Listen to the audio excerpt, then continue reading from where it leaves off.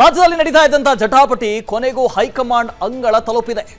ಕಾಂಗ್ರೆಸ್ ಕೋಟೆಯಲ್ಲಿ ಬಲದ ಪಾಲಿಟಿಕ್ಸ್ ಬಹಳ ಜೋರಾಗಿ ನಡೀತಾ ಇದೆ. ಹೈಕಮಾಂಡ್ನ ಮುಂದೆ ಬಲದ ಚಾರ್ಜ್ ಶೀಟ್ ಸಲ್ಲಿಕೆ ಆಗಿದೆಯಂತೆ. ಏನೆಲ್ಲ ಆಗ್ತಾ ಇದೆ ನೋಡಿ. ಒಮ್ಮೆ DCM ಹುದ್ದೆಗಳು ಜಾಸ್ತಿ ಆಗಬೇಕು, 4-5 ಜನರಿಗೆ DCM ಮಾಡಬೇಕು ಅಂತ ಶುರುವಾಯಿತು. ಆಮೇಲೆ ಮುಖ್ಯಮಂತ್ರಿಯ ಬದಲಾವಣೆ ಆಗಬೇಕು ಅಂತ ಆಯಿತು. ಎರಡೂ ಬಣಗಳು ಹೊಡೆದಾಡ್ತಾ ಇದ್ದಾವೆ. ಹೈಕಮಾಂಡ್ನ ಮುಂದೆ ಚಾರ್ಜ್ ಶೀಟ್ ಸಲ್ಲಿಕೆ ಮಾಡಿದ್ದಾರಂತೆ. ಬಲದ ಚಾರ್ಜ್ ಶೀಟ್. ನಿಮಗೆಷ್ಟು ಬಲ ಇದೆ, ನಮಗೆಷ್ಟು ಬಲ ಇದೆ. ಇದು ಕೈ ಕಲಿಗಳ ಬಲ ಹೆಚ್ಚಿಸುವಂತ ತಂತ್ರಗಾರಿಕೆನಾ? ಏನಿದು?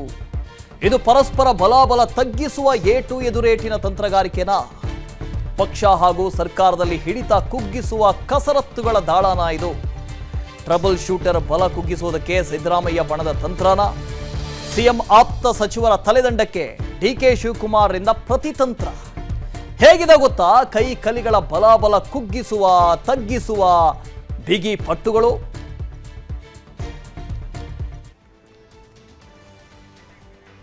ಹೈಕಮಾಂಡ್ ಅಂಗಳವನ್ನೇ ತಲುಪಿಬಿಟ್ಟಿದೆ. ಒಂದು ಕಡೆ 4-5 DCM ಹುದ್ದೆ ಸೃಷ್ಟಿ ಮಾಡಿ ಅಂತ ಸಿದ್ದರಾಮಯ್ಯದ ಅವರ ಬಣದಲ್ಲಿರುವಂಥ ಒಂದಷ್ಟು ಜನ ಹೇಳ್ತಾ ಇದ್ದಾರೆ.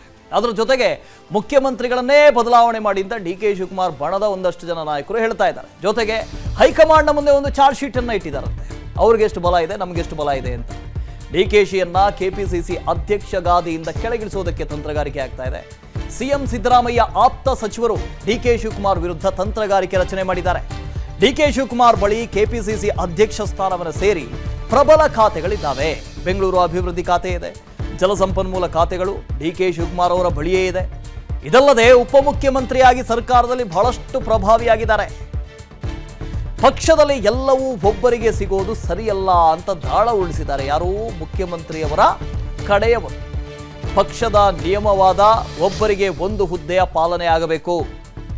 ಅಷ್ಟೆಲ್ಲ ಖಾತೆ ಇಟ್ಕೊಂಡು ಪಕ್ಷ ಸಂಘಟನೆ ಸಾಧ್ಯ ಇಲ್ಲ ಅಂತಲೂ ತಂತ್ರ. ಇದೇ ಕಾರಣಕ್ಕೆ ಪಕ್ಷದ ಅಧ್ಯಕ್ಷ ಸ್ಥಾನ ಬೇರೆಯವರು ಕೊಡಿ ಅಂತ ಮುಖ್ಯಮಂತ್ರಿಗಳ ಬಳಗದಿಂದ ಒಂದಷ್ಟು ಜನ ಲಾಬಿ ಮಾಡಿದ್ದಾರೆ. ಸಿದ್ದರಾಮಯ್ಯನವರು DK ಶಿವಕುಮಾರ್ ಅವರು ಒಟ್ಟೊಟ್ಟಿಗೆ ದೆಹಲಿಗೆ ಹೋದರು.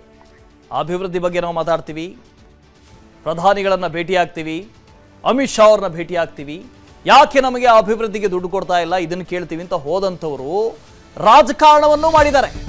ಎಂಥ ರಾಜಕಾರಣ ಅದು?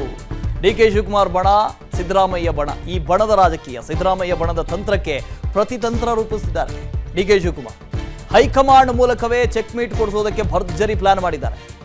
ಬಹಿರಂಗ ಹೇಳಿಕೆಗಳಿಗೆ ಬ್ರೇಕ್ ಹಾಕುವಂತೆ ಖರ್ಗೆಗೆ DK ಶಿವಕುಮಾರ್ ಮನವಿ ಮಾಡಿಕೊಂಡಿದ್ದಾರೆ. ಈಗಿರುವ ಖಾತೆಗಳ ಜೊತೆ KPCC ಅಧ್ಯಕ್ಷರಾಗಿ ಮುಂದುವರಿಯಬೇಕು. ಆಗ ಮಾತ್ರ ರಾಜ್ಯ ಕಾಂಗ್ರೆಸ್ನ ಮೇಲೆ ಹಿಡಿತ ಇರಲಿದೆ. ಸ್ಥಳೀಯ ಸಂಸ್ಥೆ ಚುನಾವಣೆ ಮುಗಿಯೋವರೆಗೂ ನಾನೇ ಅಧ್ಯಕ್ಷನಾಗಿರ್ತೀನಿ, ಅಧ್ಯಕ್ಷ ಸ್ಥಾನ ಬದಲಾವಣೆ ಇಲ್ಲ. ಆದ್ರೆ ಹೈಕಮಾಂಡ್ನಿಂದ ಸಿಎಂ ಆಪ್ತರಿಗೆ ಕಡಿವಾಣ ಹಾಕಬೇಕು. ಅಲ್ಲಲ್ಲಿ ಮಾತಾಡ್ತಾ ಇದ್ದಾರೆ. ಎಚ್ಚರಿಕೆ ಕೊಡ್ತಾ ಇದ್ರು, ಬಹಿರಂಗ ಹೇಳಿಕೆಯ ಮೂಲಕ ಮುಜುಗರ ತರ್ತಾ ಇದ್ದಾರೆ. ಯಾರು ಮಾತಾಡ್ತಾ ಇರೋರು?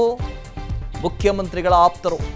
ಲೋಕಸಭೆ ಚುನಾವಣೆ ವೇಳೆ ಕೆಲವೆಡೆ ಹೊಂದಾಣಿಕೆ ಮಾಡಿಕೊಳ್ಳಲಾಗಿತ್ತು. ಹೊಂದಾಣಿಕೆ ರಾಜಕಾರಣ ಮಾಡಿರುವವರ ವಿರುದ್ಧ ಕ್ರಮ ಆಗಬೇಕು. ಖರ್ಗೆ ಅವರ ಜೊತೆ ಮಾತಾಡಿದ್ದು ನಿನ್ನೆ DK ಶಿವಕುಮಾರ್. ಅಂತಹ ಸಚಿವರನ್ನ ಸಂಪುಟದಿಂದ ಕೈ ಬಿಡಬೇಕು ಅಂತ ಒತ್ತಾಯ ಮಾಡಿದ್ದಾರೆ. ಹೈಕಮಾಂಡ್ ಕಠಿಣ ಕ್ರಮ ಕೈಗೊಂಡ್ರೆ ಸಿಎಂ ಬಣ ಸೈಲೆಂಟ್ ಆಗಬಹುದು, ಇಲ್ಲ ಅಂದ್ರೆ ಮತ್ತೆ ರಾಜಕೀಯ ಮೇಳಾಟ ಆಗುತ್ತೆ ಅಂತ ಹೇಳಿದ್ದಾರಂತೆ, ಕೇಳ್ಕೊಂಡಿದ್ದಾರಂತೆ DK ಶಿವಕುಮಾರ್. ಹನುಮಂತ್ ಇದ್ರ ಬಗ್ಗೆ ಡೀಟೇಲ್ಸ್ ಅನ್ನು ಕೊಡ್ತಾ ಹೋಗ್ತಾರೆ. ಲೈವ್ ನಲ್ಲಿ ಜಾಯ್ನ್ ಆಗ್ತಾ ಇದ್ದಾರೆ. ಹನುಮಂತ್, ಮುಖ್ಯಮಂತ್ರಿಗಳು ಹೋಗಿದ್ರು, DK ಶಿವಕುಮಾರ್ ಅವರು ದೆಹಲಿಗೆ ಹೋದ್ರು. ಏನೋ ಅಭಿವೃದ್ಧಿ ಬಗ್ಗೆ ಮಾತಾಡ್ಕೊಂಡ್ ಬರ್ತಾರೆ ಅಂತ ಅನ್ಕೊಂಡ್ರೆ ಅಭಿವೃದ್ಧಿಗಿಂತ ಹೆಚ್ಚಾಗಿ ರಾಜಕಾರಣ ನಡೀತು ಅಲ್ಲಿ. ಖಂಡಿತ ವಾಸುದೇವ್, ರಾಜಕಾರಣಗಳಂದ್ರೆ ಇರೋದೇ ರಾಜಕೀಯ ಮಾಡ್ಲಿಕ್ಕೆ. ಆ ಕಾರಣಕ್ಕಾಗಿ ಅದರಲ್ಲೂ ಕೂಡ ವಿಶೇಷವಾಗಿ ಸರ್ಕಾರ ಬರೋಕಿನ ಮುಂಚೆ ಒಂದು ರೀತಿಯ ರಾಜಕಾರಣ ಇರುತ್ತೆ. ಸರ್ಕಾರ ಬಂದ ನಂತರದಲ್ಲಿ ರಚನೆ ಆಗಿ ಅಧಿಕಾರ ನಡೆಸುವಂತ ಸಂದರ್ಭದಲ್ಲಿ ರಾಜಕಾರಣದ ದಾಳಗಳು ಬೇರೆ ಬೇರೆ ಆಗುತ್ತೆ. ಆ ಒಂದು ದಾಳದ ಪ್ರಯೋಗಗಳೇ ಈಗ ನಡೀತಾ ಇರುವಂತದ್ದು. ಪ್ರಸ್ತುತವಾಗಿ ಪರಸ್ಪರವಾಗಿ ಸಿಎಂ ಸಿದ್ದರಾಮಯ್ಯ ಅವರ ಬಣದಲ್ಲಿರುವಂತಹ ಶಕ್ತಿಯನ್ನ ಕುಗ್ಗಿಸ್ಬೇಕು ಅನ್ನುವಂತಹ ಪ್ರಯತ್ನವನ್ನ DK ಶಿವಕುಮಾರ್ ಅವರು ಮಾಡ್ತಾ ಇದ್ರೆ, ಇಲ್ಲ DK ಶಿವಕುಮಾರ್ ಅವರ ಬಲವನ್ನೇ, ಸ್ವತಃ ಇಲ್ಲಿ ಬಣ ಅನ್ನೋದಕ್ಕಿಂತ DK ಶಿವಕುಮಾರ್ ಅವರ ಬಲವನ್ನೇ ಒಂದು ಪ್ರಭಾವವನ್ನೇ ಕುಗ್ಗಿಸ್ಬೇಕು ಅನ್ನುವಂತಹ ಪ್ರಯತ್ನವು ಸಿಎಂ ಸಿದ್ದರಾಮಯ್ಯ ಅವರ ಆಪ್ತವಲಯದಲ್ಲಿ ಗುರುತಿಸಿಕೊಂಡಿರುವಂತಹ ಸಚಿವರು ಮಾಡ್ತಾ ಇರುವಂತಹ ಪ್ರಯತ್ನ. ಕಾರಣ ಇಷ್ಟೇ, ಇಲ್ಲಿ KPCC ಅಧ್ಯಕ್ಷರಾಗಿ ಪಕ್ಷದ ಮೇಲೆ ಹಿಡಿತವನ್ನಾಗಿ ಹೊಂದಿದ್ದಾರೆ.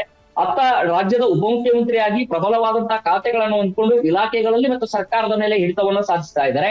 ಈ ರೀತಿಯ ಒಬ್ಬರಿಗೆ ಎಲ್ಲರಿಗೂ ಕೂಡ ಪವರ್ ಶೇರಿಂಗ್ ಎಲ್ಲರಿಗೂ ಆಗ್ಬೇಕು, ಒಬ್ಬರ ಬಳಿ ಕೇಂದ್ರೀಕೃತವಾಗಬಾರ್ದು ಅನ್ನುವಂತ ಒತ್ತಾಯವನ್ನ ಈಗ ಆಪ್ತ ಸಚಿವರು ಮಾಡ್ತಾ ಇರುವಂತದ್ದು. ಕಾರಣ ಏನಂತಂದ ಹೇಳಿದ್ರೆ, ಸರ್ಕಾರ ರಚನೆ ಆಗುವಂತ ಸಂದರ್ಭದಲ್ಲಿ ಡಿ ಕೆ ಶಿವಕುಮಾರ್ ಅವರು ಸಿದ್ದರಾಮಯ್ಯ ಅವರ ವರ್ಚಸ್ಸು ಎಷ್ಟಿತ್ತೋ ಅಷ್ಟೇ ಡಿ ಕೆ ಶಿವಕುಮಾರ್ ಅವರ ಪಕ್ಷ ಸಂಘಟನೆಯ ಒಂದಷ್ಟು ಮಹತ್ವವಾದಂತಹ ಕೊಡುಗೆಗಳು ಕೂಡ ಇತ್ತು ಅನ್ನುವಂಥದ್ದನ್ನ ಸ್ವತಃ ಸಿಎಂ ಸಿದ್ದರಾಮಯ್ಯ ಅವರ ಆಪ್ತವಲಯದಲ್ಲಿ ಗುರುತಿಸಿಕೊಂಡು ಇರ್ತಾರೆ. ಕಾಂಗ್ರೆಸ್ ಪಕ್ಷದಲ್ಲಿ ಕೂಡ ಎಲ್ಲರೂ ಒಪ್ಕೋತಾರೆ. ಆದ್ರೆ ಅಂತಿಮವಾಗಿ ಸರ್ಕಾರ ರಚನೆ ಆದ ನಂತರ ಅದರಲ್ಲೂ ಕೂಡ ವಿಶೇಷವಾಗಿ ಲೋಕಸಭಾ ಚುನಾವಣೆಯ ಬಳಿಕ ಈಗ ಅವರನ್ನು ಶಕ್ತಿ ಕುಗ್ಗಿಸುವಂತಹ ಪ್ರಯತ್ನವನ್ನ ಮಾಡ್ತಾ ಇರೋದು. ಅರ್ಥ ಡಿ ಕೆ ಶಿವಕುಮಾರ್ ಅವರು ಏನ್ ಸುಮ್ಮನೆ ಕೂತಿಲ್ಲ.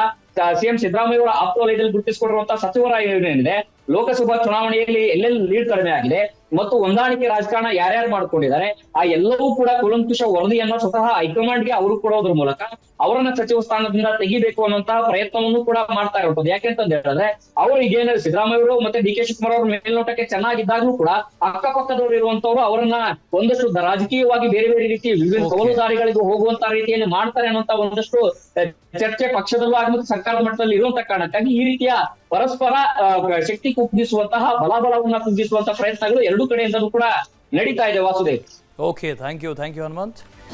ಅನುಕ್ಷಣದ ಸುದ್ದಿಗಳಿಗಾಗಿ Vistara news YouTube channel subscribe ಮಾಡಿ. ಹೊಸ ಸುದ್ದಿಗಳ ನೋಟಿಫಿಕೇಶನ್ಗಾಗಿ ಬೆಲ್ ಐಕಾನ್ ಕ್ಲಿಕ್ ಮಾಡಿ. ಲೇಟೆಸ್ಟ್ ಅಪ್ಡೇಟ್ಸ್ಗಾಗಿ www.vistaranews.com ವೆಬ್ಸೈಟ್ಗೆ ವಿಸಿಟ್ ಮಾಡಿ. ಅಂಗೈಯಲ್ಲೇ ಜಗತ್ತಿನ ಸುದ್ದಿ ತಿಳಿಯಲು Vistara news Kannada app download ಮಾಡಿ.